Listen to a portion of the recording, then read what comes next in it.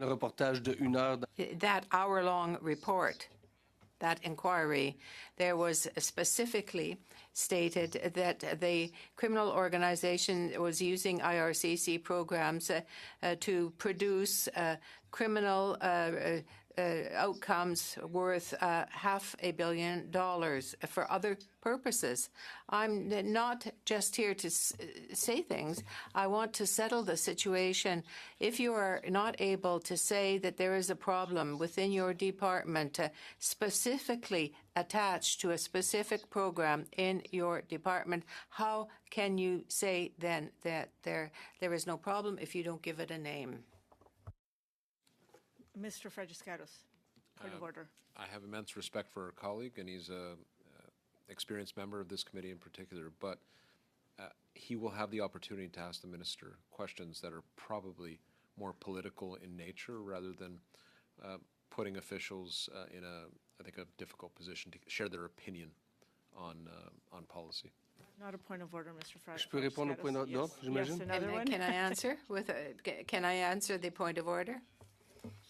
When a spokesperson of the Department for Immigration responds to that report, to any report, I think I'm entitled to ask that so-called spokesperson questions, and that person is here today, so I think I'm fully entitled to ask questions of this nature. 30 seconds, if you want to take it. Il n'y a personne qui a répondu à ma question. Yeah, but nobody's answered my question yet. Is there a problem or not? Chair, while I'm aware of the report, I did not watch the full 1-hour investigation, so I don't have all of the details. I am aware of the report. We are certainly seized with any type of abuse or fraud in our program, and we take that very seriously. And any information that we can glean, whether it's through open source information, through media reports, through our law enforcement partners, we do take that and ensure that we are closing any gaps and addressing any future potential fraud or abuse of the immigration program. But I will say that the vast majority of individuals, whether students, workers, visitors, or permanent residents who apply and do enter Canada, are honest, do not abuse, and do not defraud the system. But where there are the small percentages that do, we take that very seriously. Thank you, Ms. Zafar. Thank you, Monsieur Duceppe. I think we're still in our third round, and we have next Ms. Rempel-Garner for 5 minutes. Thank you, Chair.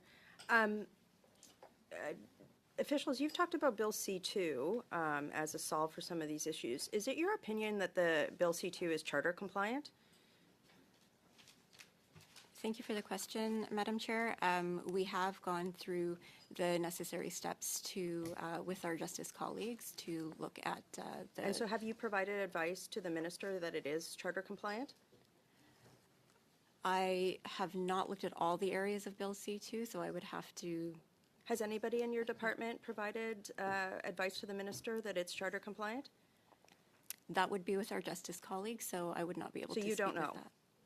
At this time, I do not know. Okay. So, for example, the refugee lab at Osgoode Hall Law School argued that Part 7 could violate some of the charter. So it's your opinion that Bill C-2 is in fact charter compliant and that outlets like this would be mistaken. Is that correct? That is not my opinion. I also am not responsible for the asylum program, so I would need to talk to my colleagues about Okay, so we're talking about Bill C-2 as a fix for this, but we're not sure if it's charter compliant. Thank you. Very good.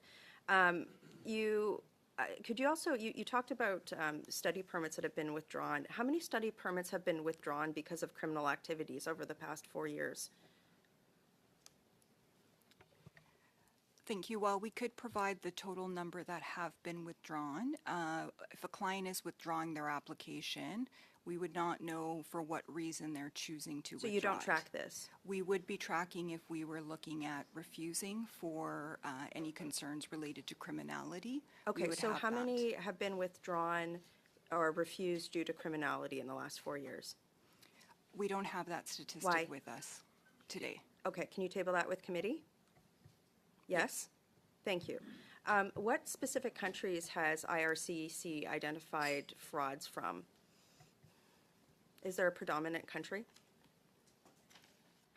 Thank you for the question. So with regards to fraud, we, and it depends on the different streams. So the one I can speak to where we did a, I just want to know a country. I don't have a lot of time. India is one of the top Thank you. countries where we identify fraud. You also said that 8% of students in your testimony are non-compliant and have disappeared in Canada with study permits. That works out to, by my math, about 79,000 based on data from end of year 2004. Do you know where these people are? So I'd like to clarify that I mentioned 8% of the students that we asked for compliance information from were potentially non-compliant. So in terms of the total number of students that we did ask for compliance, that results in potentially 47,175.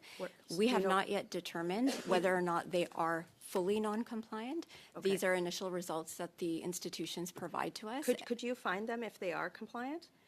Any foreign national in Canada would be under the purview of the Canada Border Services Agency, Okay. so they have an inland investigation So how do you team. know if your measures are effective?